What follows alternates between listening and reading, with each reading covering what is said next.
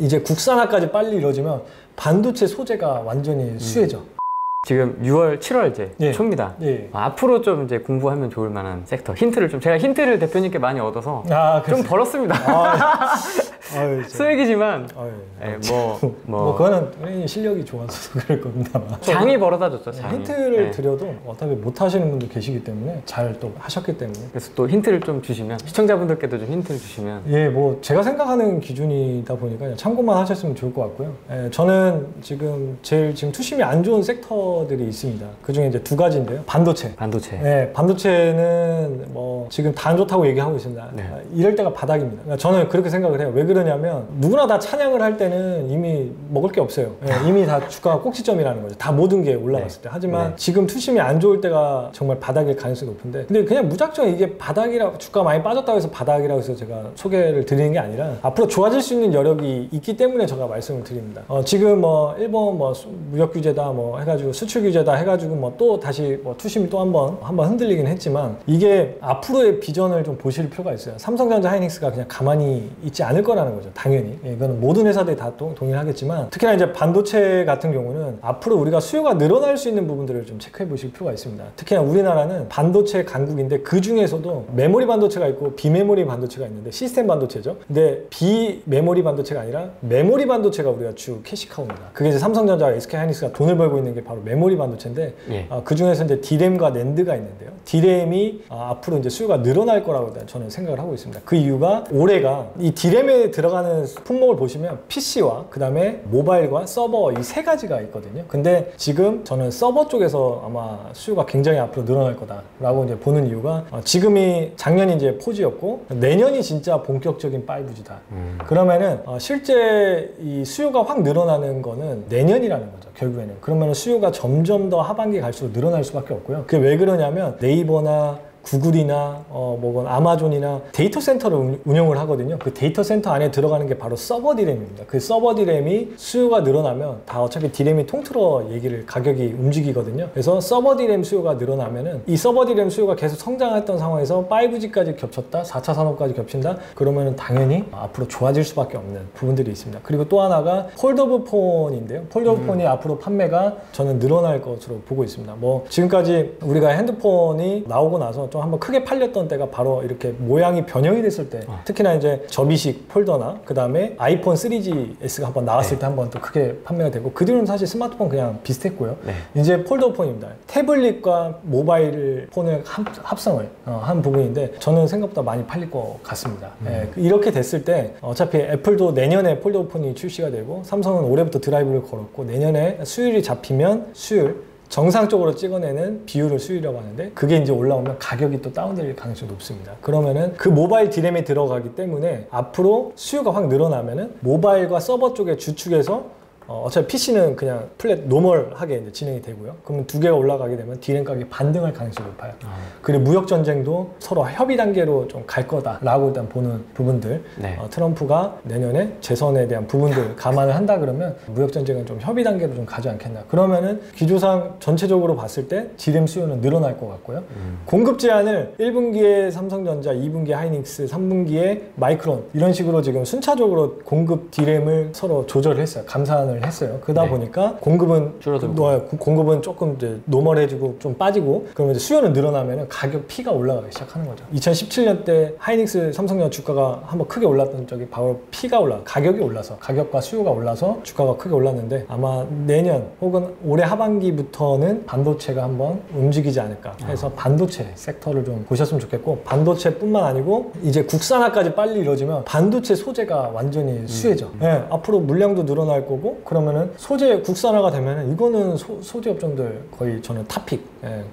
소재, 반도체 소재 업종들은 탑픽이라 꼽고 있습니다. 그리고 이제 또 하나가 이제 2차 전지. 2차 전지인데요. ESS 화재 때문에, 그러니까 2차 전지가 ESS 쪽에 들어가고요. 그 다음에 두 번째가 전기차에 들어가거든요. 근데 ESS가 화재가 나면서 거기에 대한 상반기에 완전 실적이 다 꺾였어요. 2차 전지 관련주들이. 근데 이게 이제 다시 정상화가, 제가 이제 업계 IR 돌아보니까 6월 달부터 돌아가더라고요. 그래서 7월 달부터 완전 확 올라오는 걸 걸 보면은 3분기부터는 다 올라올 거다. 2차 전지 관련주들이. 그럼 실적이 좋아질 거 이런 것들을 예측을 하는 거예요. 그래서 2차 전지 관련주들이 우리가 눈여겨봐야 되고 특히나 LG화학이 11월 달에 폴란드 공장이 증설이 되는데 지금 찍었던 생산량을 또 그대로 찍을 수 있는 생산 물량을 공장을 지어내요. 그러니까 어마어마하게 크게 짓는 거죠. 그러니까 6을 찍어냈다면 거기에 6을 더 찍어내는 상황이 됩니다. 그러니까 11을 총합을 찍어내는데 그게 LG화학이 11월부터 양산이 됩니다.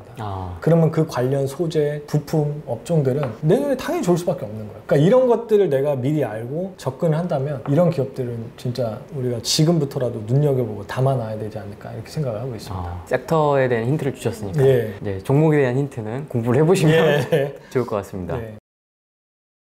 투자를 하실 때 현금과 종목의 비중 이게 되게 의견이 분분한데 대표님 스타일은 어떠세요? 저는 금리가 시장의 금리를 따지고 기준을 좀 잡는데요. 일단은 시장의 금리가 바닥이냐 시장의 금리가 꼭지점이냐 이제 이걸 따지는데 일단은 금리가 저는 2% 미만이면 저금리라고 일단 이야기를 좀 드리고 싶은데 저금리 기준으로 일 때는 저는 주식 비중을 높은 편으로 90에서 100%까지 가져가고 만약에 이제 종목에 따라서 워낙 지수가 또 한번 크게 올라왔다 그러면은 현금 비중을 좀 20-30%를 또 이렇게 하는 스타일로 좀 바꿨습니다. 현금 비중이 어느 정도 있으면은 다시 주가가 빠지더라도 위안을 삼을 수가 있거든요. 그래서 다시 새로운 기업을 추가 매수하거나 새로운 기업을 또 저점에 들어갈 수 있는 기회가 생겨서 그래서 현금 비중의 비율은 저는 금리에 따라서 좀 많이 변동한다. 근데 만약에 지금 금리가 1.75포인트인데 금리가 여기서 이제 한 번 더 올라가면 이제 2%인데 그때부터는 조금씩 현금 비중을 늘려나갈 생각이고요. 주식 투자를 하기에 아주 좋은 시점은 부동산도 그렇지만 저금리일 때가 제일 좋습니다. 그래서 금리가 일단 바닥일 때는 주식 투자 비중을 늘리고 오히려 금리가 올라가는 시점에서는 조금씩 현금 비중을 늘려나가시는 게 나중에 금융위기나 이런 것들을 대응을 할 수 있다라고 이야기 드리겠습니다. 주변 지인분들이 추천해 주셔서 추천. 주식에 대해서 전혀 모르고 초보거든요. 그래서 재테크를 좀 하고 싶은데 어디쯤 하고 싶어서 이렇게 좀 물어보니까 현대상손이 앞으로는 괜찮다고 얘기를 해주셔서 그 주식을 보유한 기간 한 1년 6개월 정도 되는데 그러셨구나. 한번 잘 쳐다보지도 않았어요. 그냥 조금 내려갈 때마다 조금 그 분할 매수로 조금씩 하면서 계속 이렇게 있었거든요. 이렇게 쳐다보지도 않았어요. 그냥 사고서 쳐다보지 않고 그냥 계속 내려뒀었어요. 그러니까 지금 문제점이 딱 있어요. 일단은 지인분들 추천받는데 이유를 그냥 좋을 거야. 왜 좋은데 이유를 일단 안 물어보신 점. 두 번째는 쳐다보지 않은 점. 그냥 냅둔 거죠. 이게 주가가 만약에 올랐으면 쳐다보셨을 거예요. 근데 주가가 계속 빠지니까 내버려 두는 거야. 이게 대부분의 주식 우리 하는 잘못된 이제 방법 중에 하나거든요. 근데 좋은 경험이에요. 좋은 경험이고, 근데 다만 이제 앞으로 투자하실 때는 무조건 그 체킹을 하실 필요가 있습니다. 이걸 맨날 할 필요는 없고요. 그냥 주기적으로 일주일에 한두 번씩 정도를 그냥 얘가 잘하고 있는지, 무슨 뉴스가 나오고 있는지, 앞으로 업황은 어떤지 이런 것들을 계속 체크 점검하실 필요가 있어요. 그러니까 아직은 잘 모르셔서 그런 건데 이게 그러면은 제 책을 사고 나서 산 건 아니시죠? 읽기 전에 이걸 선택하신 거죠? 그러니까 제 책 읽었으면은 이렇게 안 하셨을 것 같아서. 알겠습니다. 아무튼 현대상선을 제가 보고 현대상선이 보통 이제 대선 테마 이런 것 쪽으로도 많이 편입이 되고 그러다 보니까 그런 건데 이게 보니까 최대주주가 누구냐면 어디죠? 그쵸. 산업은행. 이게 산업은행이 최대주주가 되면 어떤 현상이 일어나면 다 그런 건 아니에요. 대우조선해양도 산업은행이 다 가져가고 다 그렇게 이제 운영을 했지만 정부가 최대주주가 돼버리면 이게 직원들이 방만 경영을 하는 경우가 있습니다. 왜 그러냐면 돈을 연봉 책정이나 이런 것들을 그냥 알아서 하는 거야. 그리고 직원들 월급, 법인 비용 그냥 막 쓰는 거야. 왜? 정부가 그냥 다 돈 대주는데. 이거는 일반적인 제 생각을 말씀드리니까 혹시나 또 논란이 될 수 있어요. 그렇지만 제가 이제 여태까지 봐온 그 산업은행의 최대주주를 보면은 대부분 좀 잘 안 된 경우가 너무 좀 많지 않았나. 그러니까 주인이 결국에는 있어서 책임의식을 갖고 비용을 쪄야 되거든요. CEO가 안 나오면 적자가 있으면 이거 어떻게든 개선을 해야 되는데 그냥 산업은행들 지금 최대주주가 몇 군데, 한두 군데도 아니잖아요. 많잖아요. 그러니까 그걸 다 신경을 어떻게 써요? 처리할 건도 많은데. 그러니까 그냥 전문 경영인이나 이런 사람들한테 맡겨두고 그런 이제 문제가 될 수 있는 거죠. 그러니까 이제 적자가 계속 나도 그냥 여기서도 얘기를 하는 게 정부 지원 자금으로만 의존을 하는 거야. 이게 없다고 생각하고 경영을 해야 되는데 자꾸 정부 지원 자금 산업은행이 도와줄 거야. 워크아웃 신청하면 도와줄 거야. 막 이런 안일한의 그런 기초적인 거에서 시작하는 게 아닌가라는 제 개인적인 생각을 좀 드려보고요. 적자가 계속 있어요. 예, 이게 보면은 이런 회사들 보면 적자를 계속 내면서 증자를 계속 합니다. 이거를 메꾸기 위해서 유상증자, 감자 하면서 계속 반복을 하면서 증자를 계속 가득 땡겨요. 최대한 땡겨. 그리고 이제 회생을 어떻게든 그러니까 주주들만 계속 그냥 물려있는 주주들만 화가 나는 거야. 그러면 이제 소액주주도 난리 나고 이제 시위하고 난리 나는 게 이제 이런 부분들인데, 현대상선이 언제쯤 이익이 개선이 될 수 있을까? 그러니까 사실 좋은 이야기를 좀 드리고 싶은데 이제 냉정해요. 저도 어쩔 수가 없어요. 예, 어쩔 수 없는데 그러니까 주가가 옛날에는 참 좋았던 주가입니다. 이런 애들이 이렇게 망가져요. 7만 원까지 갔던 애였어요. 2014년에. 네, 이거 보시면 진짜 이때는 7만 원까지 했던, 만약 이때 샀던 사람들은 지금까지도 빼지 못했을 거야. 네, 거의 15분의 1 토막이야. 이런 경우는 진짜 드물죠. 네, 그러니까 이거는 회사가 망하기, 근데도 아직 시총이 1조걸요? 네, 근데도 시총이 아직 1조야. 그러니까 매출액이 있기 때문에 이렇게 버티는 거거든요. PSR로 이제 접근하는 건데, 그러니까 이게 이제 턴어라운드가 되면 굉장히 좋은데, 이제 얘네들이 이제 주로 하는 게 이제 아까 말씀하신 대로 선박을 이제 운항을 해주는 그런 이제 역할을 해주는데, 뭐 현대글로비스처럼 물류를 이렇게 왔다 갔다 해주고 벌크를 실어 날라주고 그런 이제 업을 주로 합니다. 근데 이제 뭐 현대글로비스 같은 경우는 현대차라는 게 워낙 크잖아요, 물류가. 그리고 그 물류도 굉장히 돈이 되는 사업이고, 현대차 자동차라는 것 자체가. 근데 현대상선은 뭘 실을 이렇게 뒤에 뭔가 빽이 없어요. 지금은. 그러다 보니까 새롭게 개척을 해야 되는데 그 개척도 지금 뭔가의 주인이 없다 보니까 그냥 어중이 떠중이가 된 상황인 것 같아요. 그래서 이제 이런 상황이 나왔는데, 현대상선의 투자 포인트를 한번 볼까요? 그래서 보시게 되면 이번에 이제 이슈가 뭐였냐면, 얼라이언스라는 그런 가입을 이제 해야 무역에 대한 신뢰가 약간 보증수표 같은 거예요. 이게 얼라이언스라는 부분이 이제 동맹국에 대한 가입인데, 지금의 탑 10개로만 지금 선박업체가 세계 탑 10개 정도의 선박업체들이 이제 있는데, 거기에 유일하게 PILA라는 싱가포르 운항업체와 현대상선만이 정식 멤버가 아니었어요. 근데 이제 여기를 가입을 이번에 확정을 지었습니다. 그래서 대형 선박이 운영이 가능해졌어요. 그러니까 그 얘기 뭐냐면 이제 신뢰가 생긴 거예요. 그래서 이제 이 기대감이 있긴 한데, 그래서 이것마저도 안 됐으면 사실 굉장히 앞으로 쉽지 않았다라고 보시면 될 것 같아요. 뭔가 하나의 신뢰 증표를 일단은 받은 거는 긍정적이고요. 근데 이제 실적이 과연 개선되기까지는 좀 시간이 꽤 걸리지 않겠나라고 보고 있고요. 왜 그러냐면 뭔가 돈 벌 구석을 만들어야 되는데 이제 시작인 거예요. 그래서 컨테이너 시장을 보면은 여기 대표적인 탑 10 중에서 오션 얼라이언스라는 동맹국들이 있는데 이게 한 3개 돼요.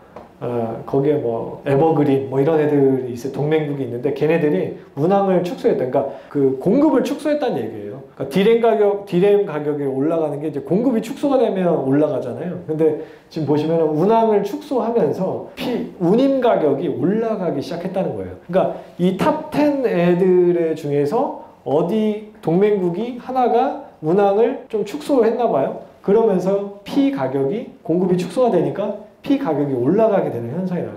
그러니까 운임비가 일단은 가격이 올라간 거는 긍정적인 시그널 중에 하나입니다. 그래서 선제적인 선박 조절로 수요가 일단은 살아나고 있는 상황이고요.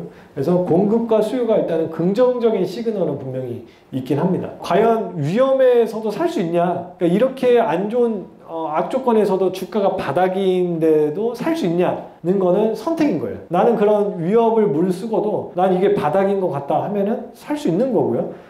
나는 좀 안정적인 거를 선택할래 하면 이걸 못 사요. 그러니까 다만 이걸 선택했을 때 만약에 얘네들 완전 회복해서 턴어라운드가 되잖아요. 그럼 주가는 미친 듯이 많이 뛰어오르는 상황이 나옵니다. 하지만 이제 양날의 검이죠. 어떻게 이제 선택을 하는 거는 본인의 투자 스타일에 따라 하면 되고, 리스크는 뭐냐면 이게 가장 큰 거예요. 영업이익 창출이 어려워서 추가적인 자금이 조달이 필요하다라고 일단은 얘기를 하고 있어요. 또 자금 조달에 대한 이야기가 나와요. 그러니까 대부분 이런 기업들이 계속 주가가 올라가다가도 저항대 맞고 내려오는 이유가 주가가 올라가면은 그때부터 자금 조달이라는 공시가 뜨기 시작하는 거야. 그러니까 올라가려고 해도 이걸 투자자들이 선수들은 아는 거지 그냥 먹고 그냥 여기서 빼고 그냥 나오는 거야. 그러니까 이런 애들은 만약에 투자하실 거면 그냥 짧게 먹고 나오는 그런 투자 전략이어도 좋고, 아니면 그냥 나는 장기적으로 볼래, 얘네들 좋아질 것 같으면 그러면 얘를 이런 식으로 그냥 기다리는 겁니다. 혹시나 이러다가 남북 테마가 혹시나 또 다시 관계가 좋아져서 또 이런 이슈가 붙으면 현대그룹이 또 전체적으로 움직이는 경우가 많거든요. 그러면은 또 그때 기회 줄 때 빼도 되고. 4,000원에서요 한 6,000원까지 올라갔는데, 예. 그래도 평단가에 못 미치는 거죠. 예. 그러니까 이게 평단가하고 괴리감이 커버리면 안 보게 돼. 예. 그러면은 사실 오늘 특강 이렇게 오는 것도 사실 되게 큰 용기가 아니면 안 오셨을 것 같은데, 예. 그래도 이렇게 한번 들어보시는 게 도움이 되실 것 같고요. 이때 사셨다. 이때다. 이때죠. 8,000원. 아, 예? 형남 모르세요? 안 되는데. 안 되겠다. 이거 스파르타 특급 훈련 하셔야 되겠는데. 예. 이거 안 돼요. 그러면 주식 투자 하시면 안 돼요. 예. 부동산도 이렇게 하시는 건 아니시죠? 성격이 원래 이렇게 좀 이렇게 내버려 두시는 성격. 이게 좋으실 수도 있어요. 그냥 내버려 뒀다가 완전 황금 두꺼비가 될 수도 있거든. 근데 안 돼요. 위험해.